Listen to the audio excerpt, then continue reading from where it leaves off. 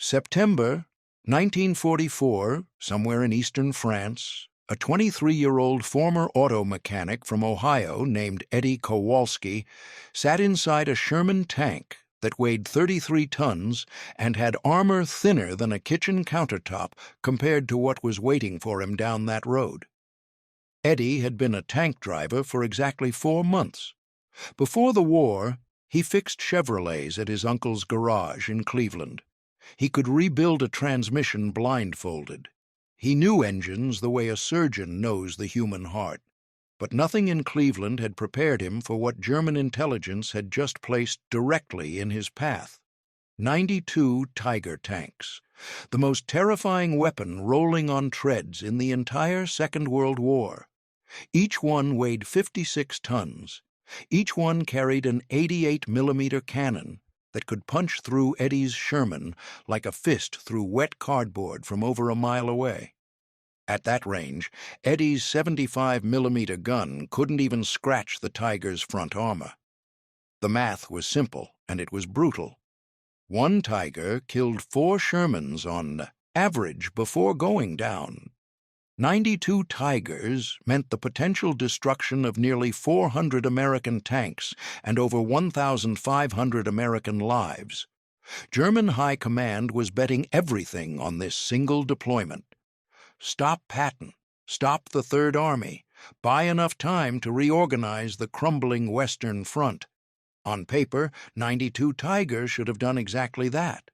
On paper, Eddie Kowalsski and thousands of men like him should have died in the fields of eastern France that September. They didn't. When the smoke cleared less than 72 hours later, fewer than 5 Tigers were still operational. The rest were burning, abandoned, captured, or blown apart. And a former auto mechanic from Cleveland played a role that military historians are still studying today. This is how it happened. To understand why Germany made this desperate gamble, you need to understand how badly things had gone wrong for them by late summer 1944. The Allied invasion at Normandy on June 6th had cracked open Fortress Europe. But it was what happened after Normandy that truly terrified the German generals. For weeks after D-Day, the fighting in the Hydro country of Normandy had been a grinding, bloody stalemate. Allies were gaining yards, not miles. German defenders used the thick hedgerows and narrow lanes of the Beige to create killing zones that neutralized Allied numerical superiority. American casualties were staggering. Some infantry divisions suffered 100% turnover in their rifle companies within weeks. Tanks were being destroyed faster than they could be replaced. Then everything changed. Operation Cobra, launched on July 25, 1944, blew a hole in the German lines west of St. Lo, and through that hole poured the most aggressive armored force in the Allied arsenal, General George S. Patton's Third Army. Patton didn't just advance. He exploded across France. His tank columns covered distances that German planners had considered impossible. 30 meters in a day, snorts, 50 meters in a day. Towns that German commanders expected to hold for weeks fell in hours. Entire German divisions that were supposed to form defensive lines found themselves encircled before they could even dig foxholes. By mid-August, the German position in France was collapsing. The Falaise Pocket trapped tens of thousands of German soldiers. Paris was liberated on August 25th, and Patton kept pushing east toward the German border itself, moving so fast that his own supply lines could barely keep up. The speed was unprecedented. Nothing in the war on any front had moved this fast. German commanders who had fought on the Eastern Front against the Soviets said Patton's advance was faster and more disorienting than anything the Russians had ever achieved. The casualties told the story. In August alone, the German army in the West lost over 300,000 men killed, wounded, or captured. They lost thousands of tanks, guns, and vehicles. Entire units simply ceased to exist. Staff officers at German headquarters were moving pins on maps, so fast that the maps became useless before they were updated. Patton's Third Army alone had captured more territory in 2 weeks than the entire Allied force had taken in the 2 months since D-Day. Something had to be done, something dramatic. Conventional defenses were failing, infantry divisions were being overrun, anti-tank guns were being flanked before they could fire a shot. The German generals needed a weapon that could stop Patton's armor cold, that could destroy enough Shermans to force even the most aggressive American commander to pause. They needed the Tiger. But everything was about to change because of men like Eddie Kowalsski, men nobody had ever heard of, men whose names would never appear in history books, but whose actions would determine the fate of the most powerful tanks ever built. Eddie Kowalsski had enlisted the day after his 22nd birthday in 1943. He wasn't a hero. He wasn't even particularly brave by his own admission. He was a mechanic who understood machines the way some people understand music intuitively, completely, at a level that went beyond technical knowledge into something almost like instinct. In basic training, his instructors noticed that Eddie could diagnose engine problems by sound alone. He could tell you what was wrong with a tank engine from 50 feet away just by listening to it idle. When he was assigned to the Third Army's tank crews, his commanding officer put him as a driver. Not because Eddie was the best driver, but because having someone who understood the Sherman's mechanical limits meant the tank could be pushed harder, faster, longer, without breaking down. Eddie had survived his first combat in Normandy. He'd seen Tigers for the first time near Morton in early August when the Germans launched their desperate counterattack. He watched from 800 yards as a single Tiger destroyed 3 Shermans from his company in less than 2 minutes. The shells went through the Shermans like they weren't even there. Crews burned alive. Eddie's tank survived only because his commander ordered a retreat behind a hedgerow before the Tiger could traverse its turret to their position. That night, Eddie couldn't sleep. He kept thinking about the Tiger, not with fear, though there was plenty of that, but with a mechanic's curiosity. He'd seen how the Tiger moved, how slowly it traversed, how long it took to reposition, how the engine sounded when it shifted gears, and something clicked in his mind. In the same way a diagnosis clicked when he heard a bad valve lifter back in Cleveland. The Tiger was powerful. Yes, but it was also a mechanical nightmare. Eddie could hear it in the engine note, could see it in how the tracks handled terrain, could feel it in the way the massive turret struggled to track fast-moving targets. Eddie started talking to other tank crews. He started collecting information. How fast could a Tiger traverse its turret? About 60 seconds for a full rotation compared to 15 seconds for a Sherman. How? Quickly could it accelerate? Barely at all. The Tiger went from 0 to top speed like a freight train, slow and ponderous. What happened when a Tiger tried to move on soft ground? It sank. Its ground pressure was enormous despite wide tracks. Where was the armor weakest? The sides were about 80 millimeters less than half the frontal armor. The rear was even thinner. The belly was vulnerable to mines. Eddie wrote all this down in a small notebook he carried in his coveralls. His tank commander, a lieutenant from Virginia named James Morrison, noticed what Eddie was doing. Instead of telling him to stop, Morrison started adding his own observations. Then other crew commanders joined in. Within days, Eddie's notebook had become an unofficial tactical manual, a collection of practical knowledge about Tiger weaknesses compiled by men who had faced them in combat. When this information reached Captain Robert Hayes, who commanded their tank company, Hayes didn't laugh. He didn't dismiss it. He took Eddie's notebook directly to battalion command. And battalion command took it to division, and division took it to 3rd Army headquarters, because what Eddie Kowalsski had done without any formal training and military tactics was essentially confirm what Patton had been preaching for months. The Tiger could be beaten not by building a better tank, not by matching it gun for gun and armor for armor, but by understanding its mechanical weaknesses and exploiting them ruthlessly. The idea that a mechanic's observations could influence armored tactics was considered ridiculous by some staff officers. These were West Point graduates, professional soldiers who had studied armored warfare for years. And here was a former Chevrolet mechanic telling them how to fight tigers. Some officers wanted to dismiss it entirely. One colonel reportedly said that if they needed a grease monkey to tell them how to fight, they might as well surrender now. But Patton was different. Patton understood something that many career officers did not.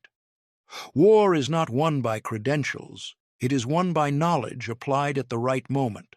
And Eddie Kowalski's knowledge of machines, combined with his direct combat experience against tigers, represented exactly the kind of practical intelligence that wins battles. Patton had his staff compile Eddie's observations alongside their own intelligence reports. The result was a set of tactical guidelines that would be distributed to every tank unit in the 3rd Army. The core insight was devastatingly simple. Stop thinking of the Tiger as an invincible superweapon. Start thinking of it as a machine. And every machine has weaknesses. Every machine breaks down.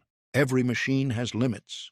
The Tiger's limits were speed, fuel consumption, mechanical reliability, and turret traverse rate. A Sherman crew that understood these limits and fought accordingly could survive. A Sherman company that coordinated its attacks to exploit these limits could win. Eddie didn't know it then, but his notebook would help save lives in the battle that was coming because German intelligence had made their decision. 92 Tigers were being assembled, fueled, armed, and positioned directly across Patton's line of advance. It was the largest single deployment of Tiger tanks against American forces in the entire war. The Germans called it Operation Eisenhammer, Iron Hammer. The plan was straightforward: position the Tigers in 3 defensive lines across the most likely avenues of American advance. First line would engage and destroy the leading American armor. Second line would catch any units that broke through. Third line would serve as a mobile reserve to counterattack any flanking attempts. Each line was supported by infantry anti-tank guns and what little artillery the Germans could still concentrate. On paper, it was a perfect defensive deployment. 3 walls of the most powerful tanks in the world, each capable of destroying American Shermans at ranges where the Shermans couldn't fire back effectively. German planners estimated it would take Patton's forces at least 2 weeks to break through, if they could break through at all. 2 weeks would give Germany time to rush reinforcements from other sectors, time to fortify the approaches to the Rhine, time to organize the kind of deep defensive belt that had held the Allies in Normandy for months. That was the plan. What actually happened bore no resemblance to any plan.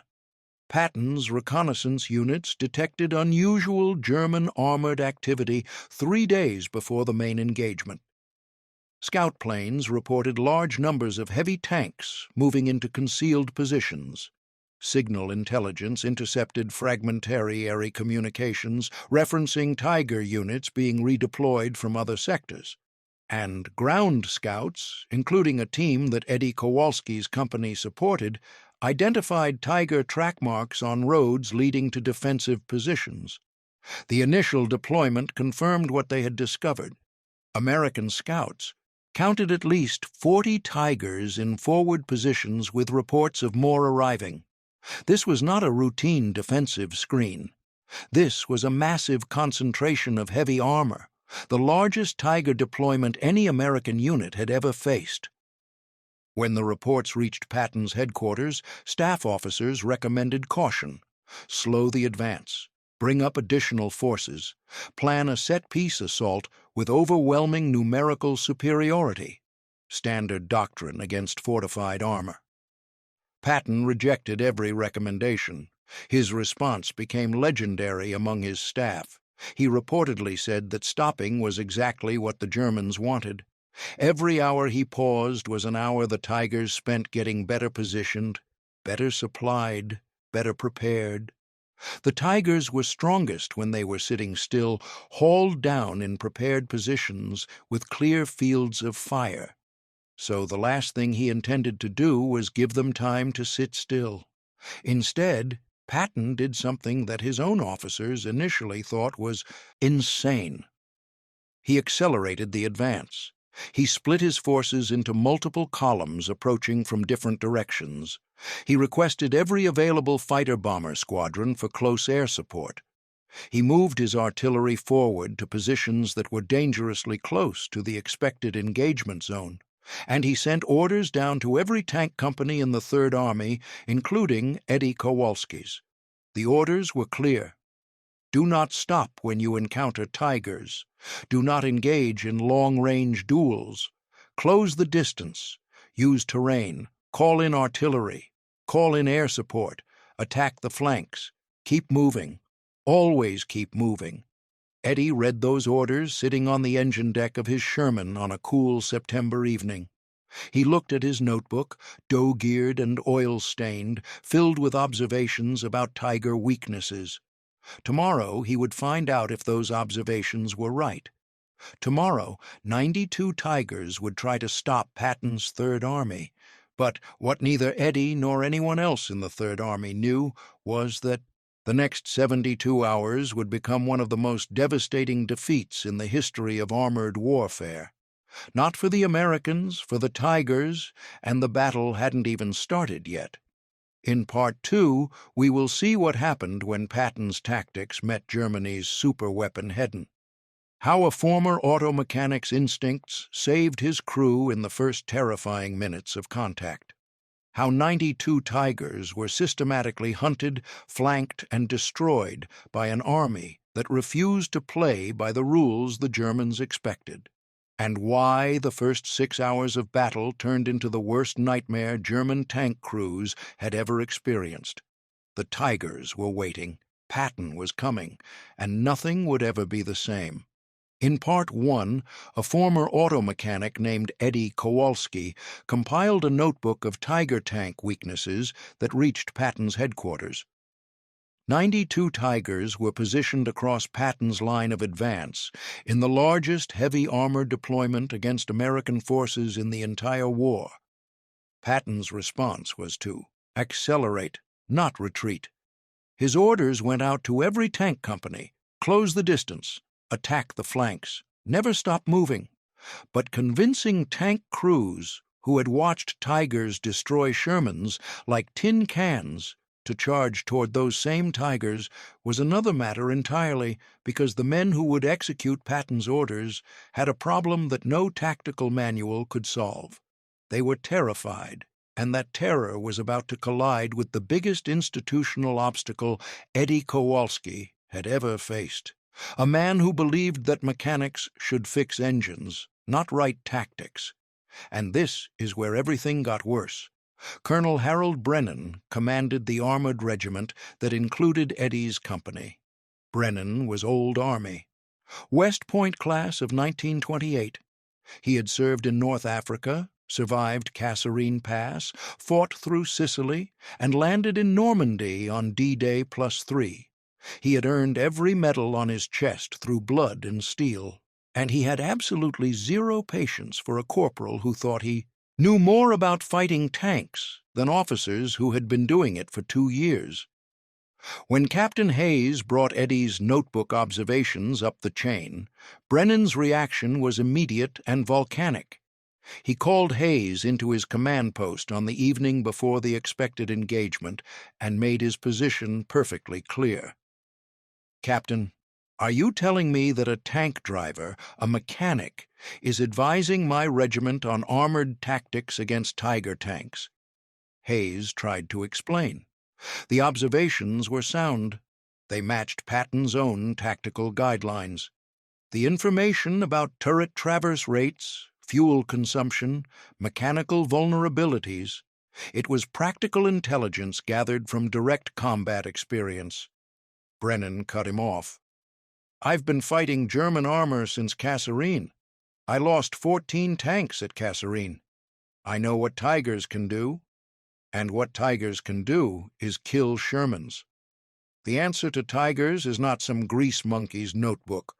The answer is concentration of force, proper reconnaissance, and disciplined fire and maneuver. Not whatever cowboy nonsense Patton's headquarters is cooking up." Brennan's objection wasn't irrational. His experience at Kasserine Pass in February 1943 had been catastrophic. American forces had attacked German positions piecemeal without coordination and had been slaughtered. Brennan had learned a brutal lesson there. You don't rush into a fight against superior armor. You plan carefully. You concentrate your forces. You attack with overwhelming numbers at a single point. What Patton was ordering, splitting forces into multiple columns, accelerating toward the strongest concentration of Tigers ever assembled, looked to Brennan exactly like the kind of reckless aggression that had gotten hundreds of Americans killed at Kasserine. He ordered Hayes to shove Eddie's observations. Standard doctrine would be followed. The regiment would advance in concentrated formation, engage Tigers at range, and rely on numerical superiority. This was exactly the kind of fight Tigers were designed to win, and Brennan was about to order his men into it. Eddie heard about the colonel's decision from Lieutenant Morrison that same evening. Morrison was frustrated. He'd seen what Tigers could do at Morta. He knew that a concentrated formation advancing across open ground against prepared Tiger positions was a death sentence for the leading tanks. But Morrison was a lieutenant. Brennan was a colonel. The chain of command existed for a reason. Eddie didn't care about the chain of command. He cared about the men in his tank, the men in his company, the men who would die tomorrow morning if they drove straight at 92 Tigers in a neat formation that the German gunners would pick apart like target practice. So Eddie did something that could have gotten him court-martialed. He went over Brennan's head, but he didn't go alone because Eddie had found an unexpected ally. Major Thomas Whitfield was the regiment's operations officer, the S3. Whitfield was responsible for planning the regiment's tactical movements, and he had been quietly studying the same intelligence that had produced Patton's anti-Tiger guidelines. Whitfield was 31 years old, a former engineering student from MIT who had been commissioned through OCS in 1942. He understood machines. He understood systems, and he understood that Brennan's plan would get men killed for no strategic gain. Whitfield had read Eddie's notebook, not because Eddie brought it to him, but because Captain Hayes had quietly slipped it onto Whitfield's desk 3 days earlier with a note that said simply, "The mechanic sees what we're missing." Whitfield had verified Eddie's observations against intelligence reports. The turret traverse rate was accurate. The fuel consumption data matched captured German logistics documents. The mechanical reliability estimates aligned with after-action reports from units that had recovered disabled Tigers. When Eddie came to Whitfield's tent that night, Whitfield was already working on an alternative plan. Not to replace Brennan's orders entirely, but to modify them enough to give the regiment a fighting chance. Whitfield's plan kept the basic structure of Brennan's advance, but added critical elements. Advanced scouts would identify Tiger positions before the main force committed.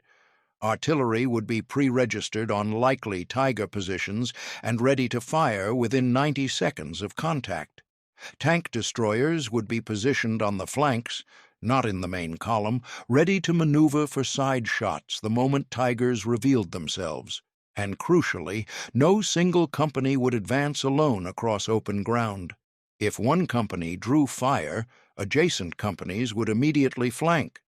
The problem was that implementing this plan required Brennan's approval, and Brennan had made his position clear.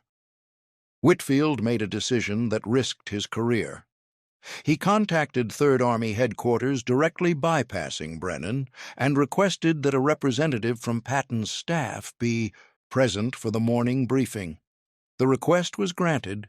Lieutenant Colonel David Abrams, one of Patton's most trusted tactical advisors, would attend. The next morning, September 12th, the briefing was tense. Brennan presented his plan: concentrated advance, masked armor, engage Tigers at range with numerical superiority, standard doctrine. When Brennan finished, Abrams spoke. He didn't criticize Brennan directly. Instead, he laid out Third Army intelligence on the German deployment: 3 lines of Tigers, prepared positions with pre-registered kill zones, infantry support with anti-tank weapons covering the gaps between Tiger positions. Estimated time to breach the first line under Brennan's plan, 8 to 12 hours. Estimated American tank losses during that breach, 40 to 60% of the leading battalion. The room went silent. Brennan's face was stone. Abrams continued. Under Patton's preferred approach, multiple axes of advance with combined arms coordination, the estimated breach time dropped to 4 to 6 hours.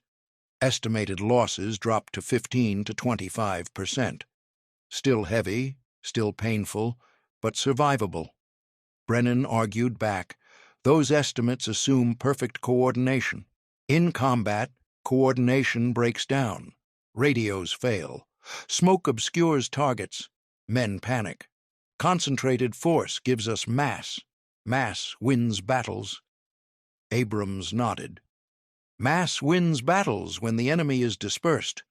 When the enemy is concentrated in prepared positions with the most powerful tank gun in the world, mass gives them a target-rich environment.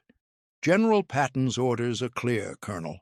Multiple axes, combined arms, speed. It wasn't a suggestion. It was an order from Third Army Command, delivered politely but unmistakably. Brennan had no choice. He accepted the modified plan, but he made one thing clear to Whitfield afterward. If this goes wrong, Major, it's your career and that mechanic's stripes on the line, not mine. Whitfield didn't blink.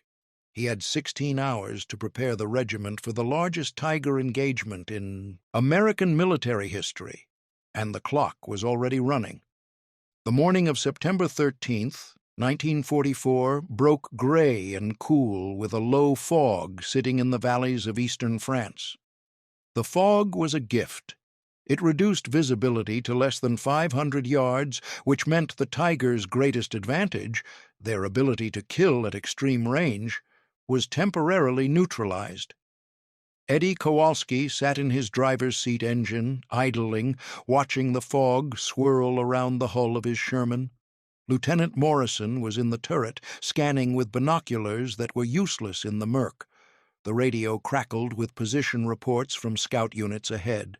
First contact came at 0647. A scout team reported Tiger positions along a radioline approximately 1,200 yards ahead. At least 8 Tigers visible, probably more behind the ridge. They were hauled down, only their turrets exposed above the terrain. Guns pointed directly down the main approach road, exactly where German intelligence had predicted American armor would come. Under Brennan's original plan, the regiment would have advanced straight down that road. The first company to crest the rise would have been visible to 8 Tiger guns simultaneously. At 1,200 yards, the Tigers would have had roughly 45 seconds of unobstructed firing before the Shermans could close to effective range. 8 Tigers firing every 8 seconds meant approximately 45 rounds of 88mm fire hitting the lead company before they could shoot back. The math was annihilating. Instead, Whitfield's plan went into effect. The lead company stopped short of the ridge. Artillery coordinates were transmitted. Within 3 minutes, 105mm shells began falling on the Tiger positions. Not to destroy them. The shells couldn't penetrate Tiger armor from above at that angle, but the explosions forced Tiger crews to button up closing hatches, losing the external visibility they needed to aim accurately at long range. Simultaneously, Eddie's company and 2 others peeled off the main road, moving through the fog along secondary tracks that the scouts had identified during the night. Eddie pushed his Sherman through a muddy farm lane, barely wide enough for the tank branches, scraping the whole visibility down to 200 yards. His heart was hammering. Somewhere ahead and to his right, the Tigers were sitting on that ridge, their guns covering the main road, not expecting anything from this direction. At 0712, Eddie's company emerged from a tree line 600 yards to the left flank of the Tiger position. 600 yards. At that range, the Tiger's side armor of 80mm was vulnerable to the Sherman's 75mm gun. More importantly, the Tiger's turrets were facing the wrong direction, pointed down the main road where artillery was still falling. Morrison gave the order to fire. 5 Shermans from Eddie's company opened up simultaneously on the exposed flanks of the Tiger positions. Eddie felt his tank rock with the recoil. Through his periscope, he saw a flash against the side of the nearest Tiger. A hit, then another. The Tiger's turret began to traverse toward them, that slow, grinding rotation that Eddie had timed so many times in his notebook. 60 seconds for a full traverse. They had 60 seconds. In those 60 seconds, Eddie's company fired 23 rounds. 4 Tigers were hit from the side. 2 began to smoke. 1 exploded as ammunition cooked off inside. The 4th Tiger's track was shattered, immobilizing it.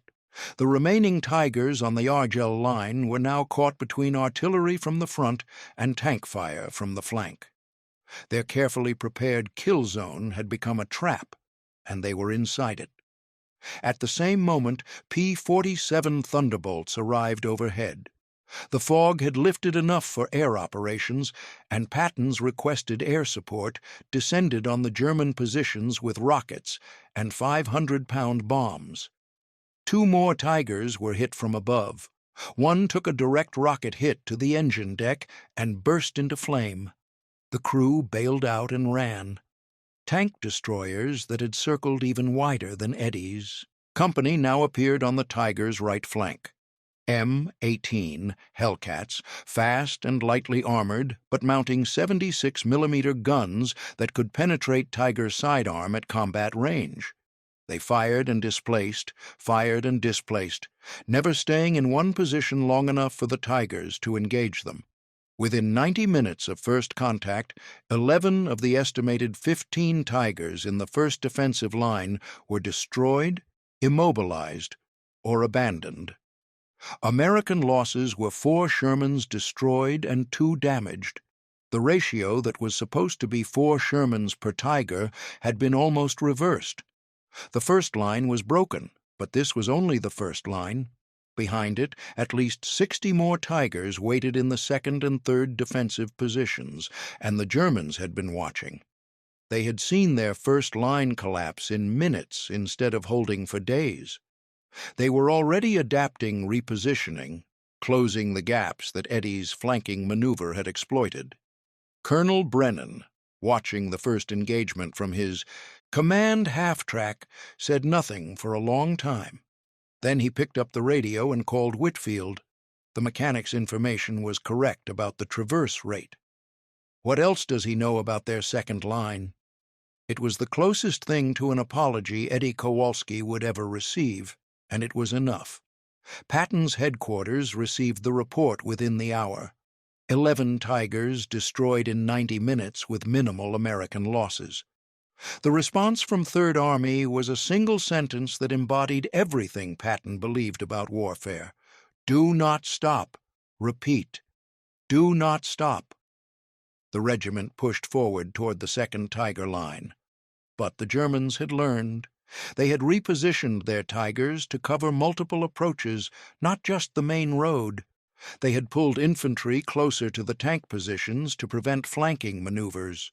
They had dispersed their Tigers more widely to reduce the effectiveness of artillery concentrations. The second line would be harder, and something else was happening that nobody on the American side knew about yet.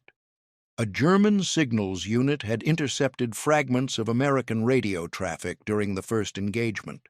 They had heard the coordination between tanks, artillery, and air support. They had heard references to Tiger weaknesses, and they had transmitted a report to German High Command that would change how the remaining Tigers fought. The Germans were adapting.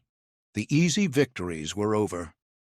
Eddie Kowalski's notebook had helped break the first line, but 60 Tigers remained, and their crews were no longer sitting in prepared positions waiting for Americans to come to them. They were moving, repositioning, setting up ambushes in locations the Americans hadn't scouted, hiding in towns and forests where air support was useless and artillery was dangerous to use. The Tiger crews had received new orders from German command. Do not fight defensively. Do not hold positions. Hunt the Shermans. Use the towns. Use the forests. Use the night.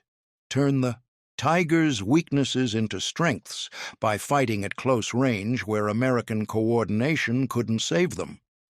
In Part 1, Eddie Kowalski figured out how to fight Tigers. In Part 2, his ideas helped shatter the first defensive line, but in Part 3, the Tigers would stop being the hunted and start being the hunters. The Germans were coming, not in defensive lines anymore, in ambush teams of 2 and 3, hiding in every village and treine between Patton and the Rhine. The rules of the game had changed completely, and the real war was just beginning. A former auto mechanic named Eddie Kowalsski wrote a notebook about Tiger tank weaknesses. That notebook helped reshape Third Army tactics. In the first engagement, Patton's forces shattered the first German defensive line, destroying 11 Tigers in 90 minutes with minimal losses. The ratio that was supposed to favor Tigers had been reversed, but as Part 2 ended, German signals intelligence had intercepted American radio traffic. They heard the coordination, they heard references to Tiger vulnerabilities, and they issued new orders to their remaining crews. Stop defending, start hunting. 60 Tigers changed from stationary fortresses into mobile ambush predators, hiding in villages and forests, where American air support was blind and artillery was dangerous. The easy part was over. The statistics that followed proved it. In the next 36 hours, American tank losses tripled compared to the first engagement. 8 Shermans were destroyed in a single afternoon by just 3 Tigers operating in ambush teams inside a French village. And now, this was no longer an experiment in tactics. This was a fight for survival on both sides. German command reacted to the destruction of their first defensive line with a speed that surprised American intelligence.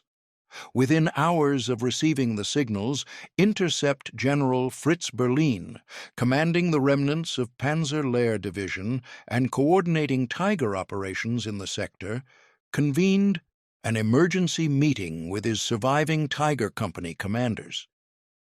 Bayerlein was no fool. He had commanded tanks in North Africa under Rommel. He had fought the British, the Americans, and he understood that clinging to doctrine when doctrine was failing meant death. The intercepted radio traffic told Bayerlein exactly what the Americans were doing. Combined arms coordination, flanking maneuvers against Tiger side armor, artillery suppression to force crews to button up, airstrikes on exposed positions. Every advantage the Tiger possessed in a prepared defensive position was being systematically neutralized. Bayerlein's orders were radical by German standards. Abandon the remaining 2 defensive lines, Disperse the tigers into teams of 2 or 3, move them into villages, forests, and urban areas where American air power could not operate effectively and where artillery risked killing French civilians and destroying infrastructure the Americans themselves needed. Fight at close range, ambush and withdraw. Never stay in one position longer than 30 minutes. Use the Tiger's massive gun not at long range where flanking was possible, but at point-blank range inside towns where a single shot down a narrow street could destroy multiple vehicles. It was the opposite of everything Tiger crews had been trained to do, but it was brilliant. Within 12 hours, the remaining 60 operational Tigers had vanished from their defensive positions. American scouts reported the second and third lines abandoned. For a brief moment, American commanders thought the Germans were retreating. They were wrong. The first ambush came at the village of Montlair. A column of 6 Shermans from Charlie Company advanced through the village's main street. Standard procedure, infantry screening ahead, tanks following in file. The lead Sherman reached the village square. A Tiger was hidden inside a partially collapsed barn, its gun barrel protruding just 3 feet past the rubble. Range was 80 yards. At 80 yards, the 88mm round went through the front armor of the lead Sherman, through the engine compartment, and out the back plate. The Sherman behind it took a round through the turret before the crew even identified where the shot came from. The Tiger reversed out of the barn, crushing the rear wall, and disappeared down an alley before American tank destroyers could respond. 2 Shermans destroyed. 0 damage to the Tiger. Time elapsed 45 seconds. This was the new war. 3 more ambushes followed that afternoon. A Tiger hidden behind a farmhouse. 2 Tigers positioned at opposite ends of a crossroads, creating a crossfire. A single Tiger concealed in a sunken lane that fired into the side of a passing column and then withdrew into woods. By evening, 8 American tanks were destroyed and 3 damaged. No Tigers lost. The combined arms approach that had worked so brilliantly against the first defensive line was useless in close terrain, where every advantage belonged to the ambusher. But this was not the only problem facing Patton's forces. Inside Third Army, a crisis was developing that threatened to undo everything Eddie's observations had helped achieve. The success of the first engagement had created overconfidence. Some company commanders, having seen Tigers destroyed relatively easily in the first battle, began treating all Tiger encounters as simple tactical problems. They stopped calling for artillery support. They stopped waiting for air cover. They advanced aggressively into terrain they hadn't scouted, assuming that speed and flanking would solve every engagement. It didn't. The ambush at Montlair killed 3 men from Eddie's own battalion. One of them was Corporal James Dunning Eddie's loader, who had been transferred to another crew just 2 days earlier to replace a wounded man. Eddie found out over the radio. He sat in his driver's seat and didn't speak for an hour. Colonel Brennan, who had initially opposed the modified tactics, now used the mounting casualties to push back against Patton's approach entirely. He sent a report to division headquarters arguing that the dispersed Tiger tactics made combined arms coordination impossible and that the regiment should halt, consolidate, and wait for reinforcements before continuing the advance. The report included the casualty figures from the ambushes: 8 tanks, 23 killed, 14 wounded in a single afternoon. Division forwarded the report to Third Army. For 12 hours there was silence from Patton's headquarters. Eddie and every man in the regiment waited, not knowing whether the advance would continue or whether they would dig in and face weeks of grinding attrition against Tigers that appeared and vanished like ghosts. Some officers privately blamed Eddie's notebook for creating the overconfidence that led to the ambush losses. If the first engagement hadn't gone so well, crews would have been more cautious. If Whitfield's plan hadn't worked so perfectly, commanders wouldn't have become reckless. The mechanics' observations had helped win the first battle, and some argued had contributed to losing the second.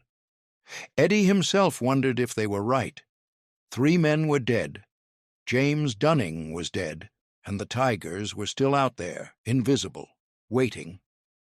But then a message arrived that changed everything. Patton himself sent the response, not through staff channels, directly over the command net in clear language that every radio operator in the regiment could hear. The message was vintage Patton, blunt, profane, and absolutely clear. Tigers hiding in villages means tigers have abandoned the open ground. They gave up their defensive lines. They are reacting to us. We do not stop because the enemy adapts. We adapt faster. New orders follow. The new orders arrived within the hour, and they represented a tactical evolution that would become a case study at military meets for the next 80 years. Patton's staff had analyzed the ambush pattern in real time. Tigers in villages needed narrow streets and buildings for concealment. They operated in pairs or threes. They fired and withdrew. The weakness was movement.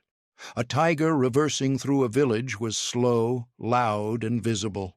It couldn't hide once it fired, and it couldn't reposition faster than radio could transmit its location. The new plan was simple and devastating. Every infantry squad advancing through a village would carry smoke grenades and SCR-536 handheld radios upon Tiger. Contact infantry would immediately pop smoke to obscure the Tiger sight line and radio the exact position. Tank destroyers would not enter the village. They would be prepositioned at every exit road waiting.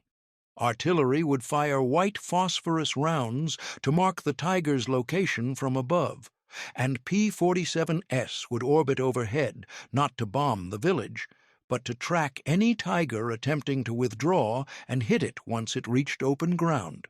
The Americans were turning every village into a trap. If a Tiger fired from inside a town, it revealed itself. Smoke cut its vision. Tank destroyers blocked its escape routes. Aircraft tracked it from above. The ambush predator became the ambush prey. September 15th, the village of St. Ouen-L'Ouatie, population 400, 3 streets, 1 church, 2 bridges. American intelligence had identified probable Tiger positions based on track marks and a report from a French farmer who had watched 2 Tigers drive into barns on the east side of the village the previous night. Major Whitfield personally planned the engagement. Infantry from Baker Company entered the village from the west at 0530, moving in small teams along building walls, checking corners, marking potential Tiger hiding positions with chalk. Tank destroyers from the 704th Tank Destroyer Battalion positioned at every road leading out of the village. 4 vehicles, 4 exits, no escape. Artillery battery registered on the village square and eastern approaches, P-47S on standby at 8,000 feet. Eddie Sherman and 3 others waited 400 yards west of the village. They were bait. Their job was to advance slowly along the main road, presenting exactly the kind of target that Tiger ambush crews couldn't resist. A column of Shermans approaching in file, the same formation that had been destroyed at Montclair. Eddie drove. His hands were steady, but his mouth was dry. He was the first tank in the column, the first target. If a Tiger fired from inside the village, his Sherman would be the one it hit. Morrison sat above him in the turret, scanning windows and rooftops through his periscope. Nobody spoke. At 0614, Eddie's Sherman reached the first buildings. The street narrowed. Walls rose on both sides, exactly the killing ground a Tiger would choose. At 0617, the Tiger fired. The round passed 3 feet above Eddie's turret. close enough that the shockwave cracked Morrison's periscope. The tiger was in a barn 120 yards ahead, its barrel visible through a gap in the doors. It had aimed for the turret and missed high. An 88mm round that missed high by 3 feet. Eddie was alive by 36 inches. Morrison screamed into the radio. Tiger Barn, East Side, 120 yards Main Street. Everything happened simultaneously. Smoke grenades flew from infantry positions on both sides of the street. Within seconds, white smoke billowed across the road, cutting the tiger's line of sight. The tiger fired again, blind the round, smashing through the wall of a house to Eddie's left and exiting through the roof. Eddie threw the Sherman into reverse and backed out of the kill zone at full speed. Tracks grinding on cobblestones. Artillery opened up, not on the barn. On the roads east of the village, white phosphorus rounds burst in brilliant white clouds, marking every exit route. The P-47s overhead banked hard pilots looking for movement. Inside the barn, the Tiger crew made their decision. They couldn't see. They couldn't stay. They had to move. The Tiger's engine roared. It crashed through the barn's rear wall and turned onto a side street heading east toward the nearest bridge. It never reached the bridge. A tank destroyer from the 74th was positioned 200 yards from the bridge hull, down behind a stone wall. The Tiger came around a corner at 12 miles per hour, turret still facing west toward the smoke. The tank destroyer fired twice. Both rounds hit the Tiger side armor at 200 yards. The first penetrated. The second detonated ammunition inside the hull. The Tiger erupted. The second Tiger in the village tried to withdraw north. A P-47 pilot tracked it from overhead, radioing its position to a second tank destroyer covering the northern road. The Tiger emerged from between two houses into a narrow lane. The tank destroyer fired from 300 yards. First round hit the front drive sprocket, immobilizing the Tiger. The crew bailed out. Infantry captured 3 of the 4 crew members within minutes. 2 Tigers engaged. 2 Tigers destroyed or captured. 0 American tanks lost. 0 American fatalities. St. Aubin-Leated became the template. Within 24 hours, every company in the regiment had received the new tactical procedures. Within 48 hours, the approach spread across the entire 3rd Army sector. The results were staggering. In the 3 days before the village trap tactic was implemented, Tiger ambushes had destroyed 14 American tanks and killed 37 men. In the 3 days after American forces engaged and destroyed 19 Tigers while losing only 5 Shermans, the kill ratio had shifted from nearly 3-to-1 in the Tigers' favor during the ambush phase to almost 4-to-1 in American favor. News of the village trap spread through the 3rd Army like electricity.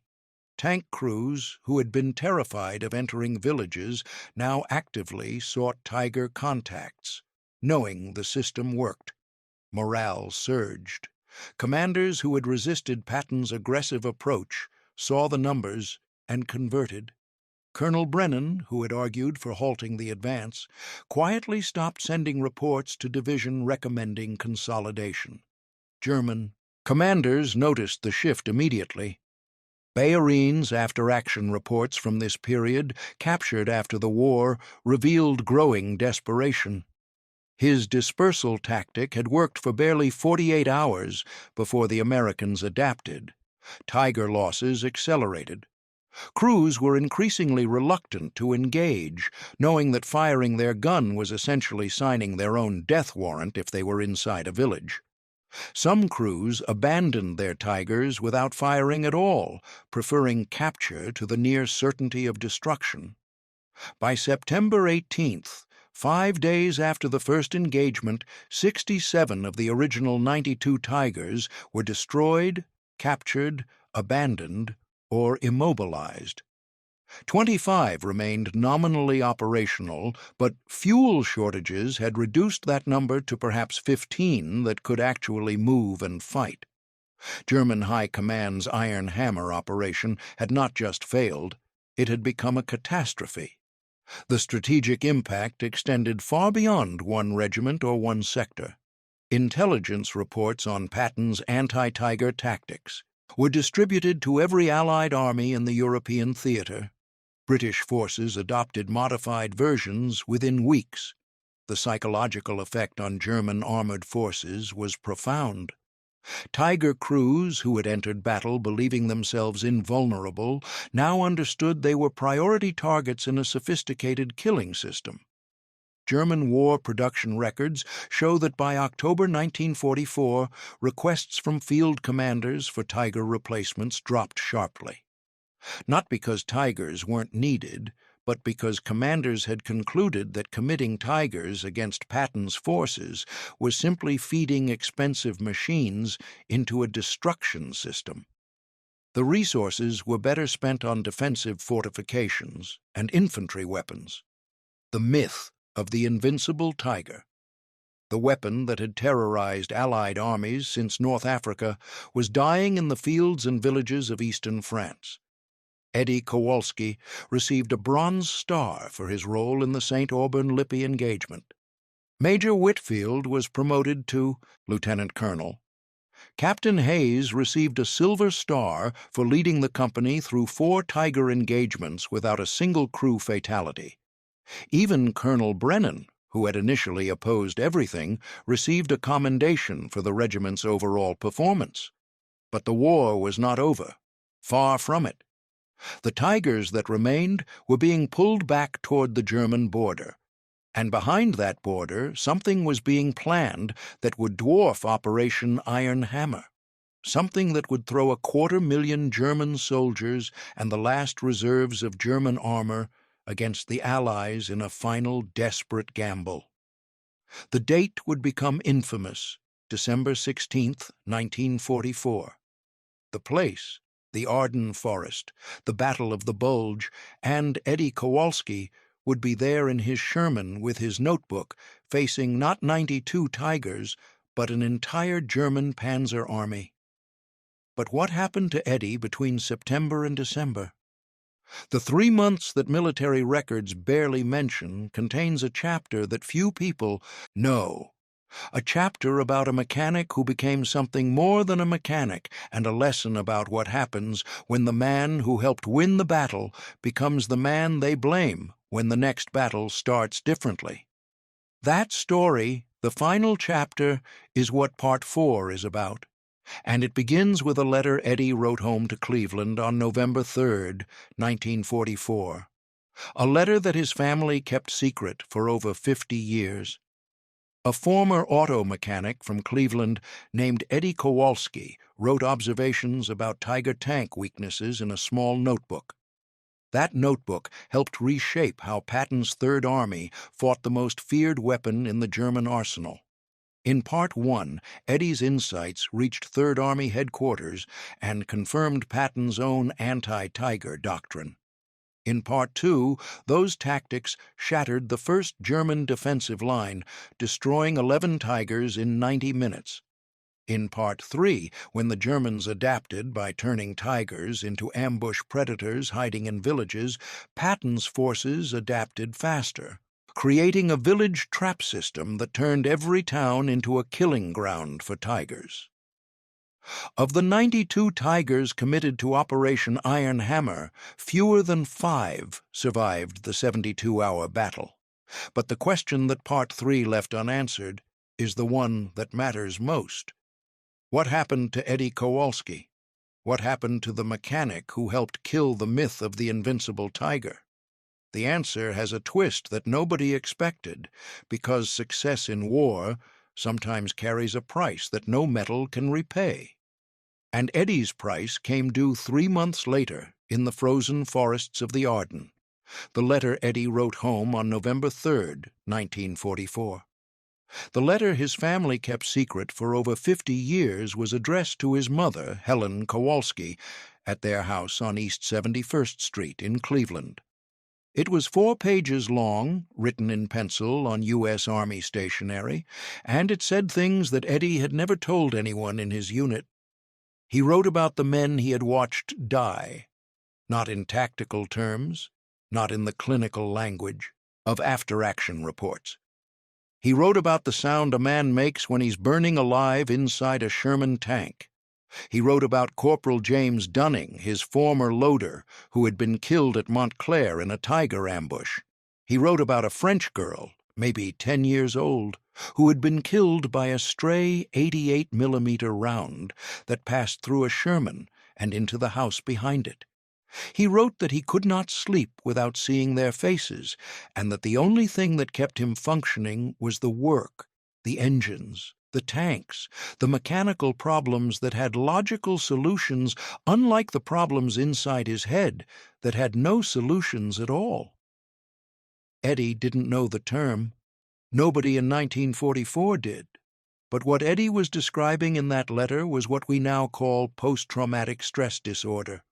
The mechanic who understood machines better than anyone in his regiment was discovering that the human machine was the one thing he couldn't diagnose or repair. Despite this, Eddie kept fighting. His reputation had grown. After the Tiger engagements in September 3rd, Army intelligence had formalized his observations into a technical bulletin distributed to every armored unit in the European theater. Eddie was promoted to sergeant. He was invited to brief new tank crews arriving as replacements on Tiger identification and weaknesses. The mechanic from Cleveland had become an unofficial instructor in armored warfare. Lieutenant Colonel Whitfield, who had been promoted after the Tiger battles, kept Eddie close to the planning process. Whenever the regiment expected to encounter heavy German armor, Whitfield consulted Eddie about mechanical vulnerabilities, terrain assessment, and tactical positioning. It was an extraordinary role for an enlisted man, and it generated resentment among some officers who felt that a sergeant with no formal military education had no business influencing tactical decisions. Colonel Brennan, to his credit, had changed his opinion entirely. In a letter to Division Headquarters in October 1944, Brennan wrote that Sergeant Kowalski possessed an intuitive understanding of armored combat that he had not encountered in 20 years of service. He recommended Eddie for officer candidate school. Eddie declined. He told Morrison he wasn't an officer, he was a mechanic. He just wanted to fix things that were broken. Then December came, the Ardennes, the Battle of the Bulge. On December 16th, 1944, 250,000 German soldiers with over 400 tanks and assault guns smashed through thinly held American lines in the forested hills of Belgium and Luxembourg. Eddie's regiment was rushed north to help contain the breakthrough. The conditions were nightmarish. Sub-zero temperatures, snow and ice that made roads impassable, fog that grounded Allied aircraft for days, eliminating the air support that had been so critical to the anti-Tiger tactics. In September, Eddie's Sherman threw a track on an icy road near Bastonia.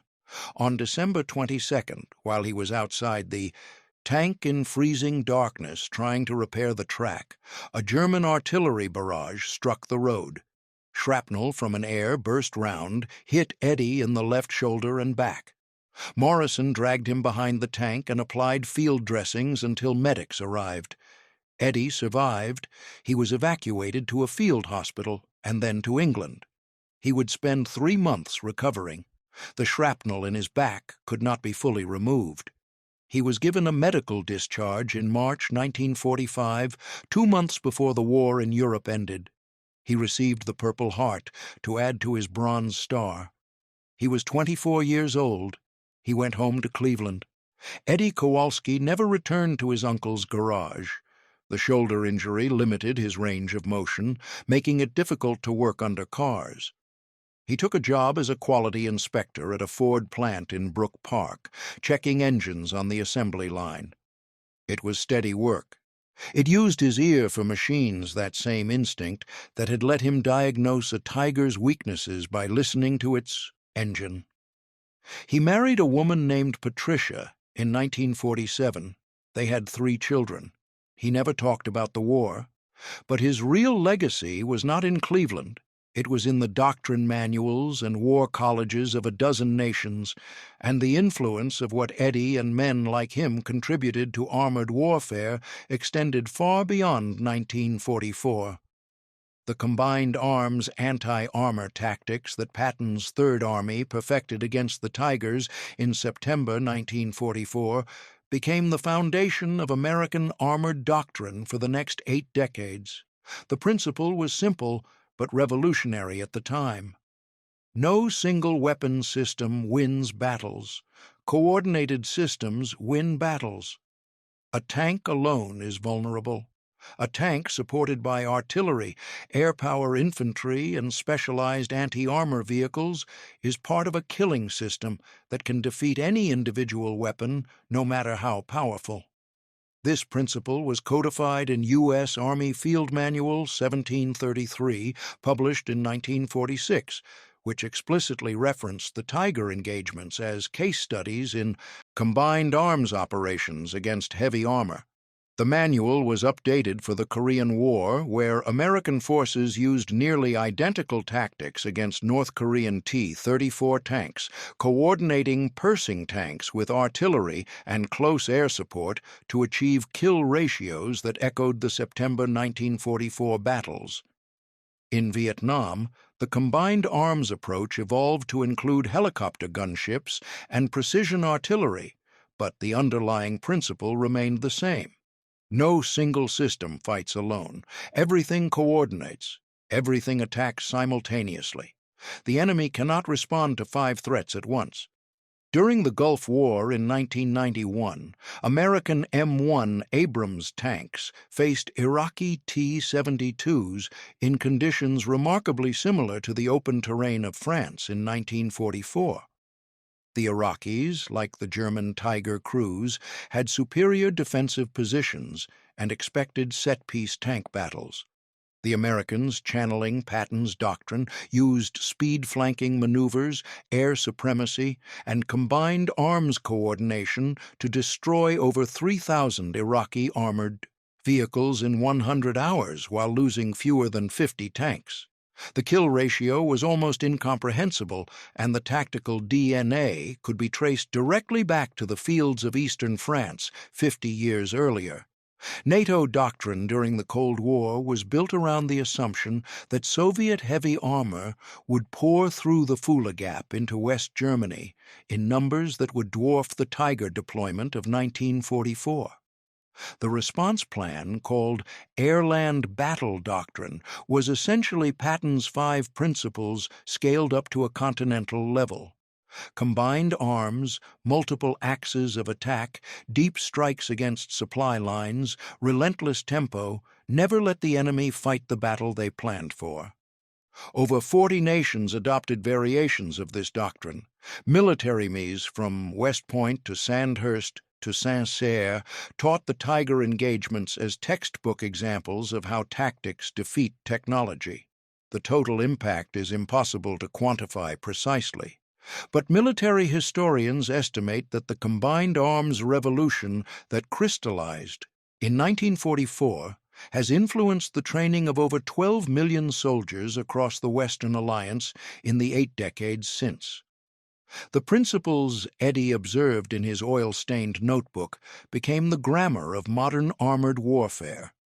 But the biggest lesson from Eddie Kowalski's story is not about tanks or tactics or technology. It is about where good ideas come from. Eddie was a corporal, a mechanic. He had no military academy education, no training in tactical doctrine, no credentials that anyone in the chain of command would have recognized as qualifying him to comment on armored warfare strategy. He was by every institutional measure the last person who should have been contributing to how a regiment fought Tiger tanks. And yet his observations were right, not because he was a genius, because he was a mechanic. He looked at the Tiger the way he looked at a Chevrolet with a bad transmission. He didn't see a legendary superweapon, he saw a machine. And every machine has specs, tolerances, failure modes, and breaking points. The experts in the room, the West Point graduates, the career officers, they saw doctrine and history and strategy. Eddie saw a machine with a turret that took 60 seconds to rotate and an engine that drank fuel like a man dying of thirst. This pattern repeats across every war and every era of innovation. The people closest to the problem often see solutions that the experts miss, because experts are trained to see problems through the lens of existing doctrine, and doctrine is just yesterday's innovation hardened into dogma. The British sailor who figured out that citrus fruit prevented scurvy was ignored for decades by naval surgeons who knew better. The Wright brothers were bicycle mechanics who were told by the most credentialed physicists of their era that powered flight was impossible. Percy Spencer, the engineer who invented the microwave oven, had no college degree. He noticed that a candy bar in his pocket melted near a magnetron and asked, "Why?" In modern warfare, this lesson has become explicit policy. The U.S. military's Rapid Innovation Fund specifically solicits ideas from junior enlisted personnel and non-commissioned officers, the modern equivalents of Eddie Kowalsski. The Israeli Defense Forces are famous for their flat command culture, where a private can challenge a general's tactical decision in real time. These aren't just cultural preferences.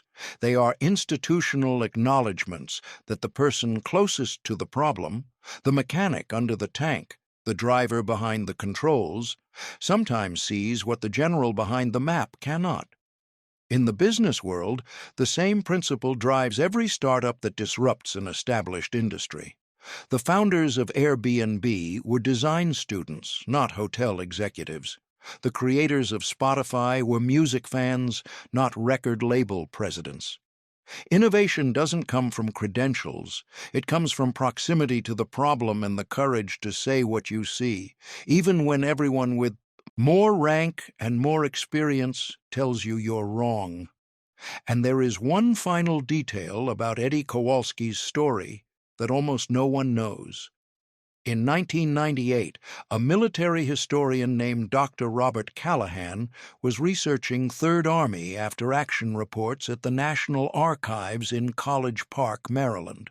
He found something unexpected in a box of declassified documents from the 704th Tank Destroyer Battalion. It was a single page, typewritten, dated October 1944. It was a recommendation from Lieutenant Colonel Whitfield to Third Army Intelligence proposing that the anti-Tiger tactical procedures developed during Operation Iron Hammer be formalized and attributed to their original source. Whitfield's recommendation included a name, not his own, not Captain Hayes, not Colonel Brennan. The name on the document was Corporal Edward J. Kowalski, U.S. Army, and the document recommended that the tactical bulletin be officially designated the Kowalski Protocols. The recommendation was denied. Third Army staff decided that attributing tactical doctrine to an enlisted mechanic would undermine the authority of commissioned officers. The bulletin was published anonymously as Technical Bulletin 4417. Eddie's name appeared nowhere in it.